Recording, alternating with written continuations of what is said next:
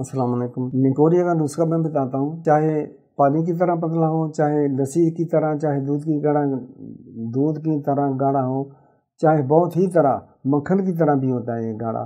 और ये तकलीफ दे है, सबसे ज़्यादा तकलीफ दे वो होता है जो जर्दी माइंड हो और खारिश करने वाला हो। इससे लेडीज़ बहुत कमज़ोर हो जाती हैं, हड्डियाँ कमज़ोर हो जाती हैं अगर पुराना होता जाएगा तो।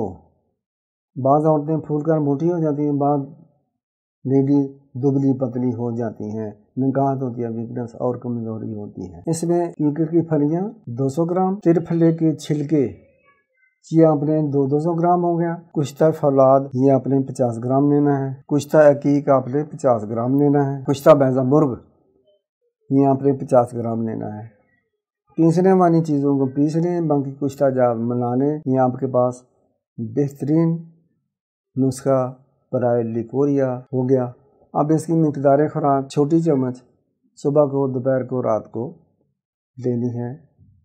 पानी के साथ, ठंडे काढ़े के साथ ले सकते हैं, या दूध को गर्म करें, उसको ठंडा होने दें, उसके साथ ले लिया करें।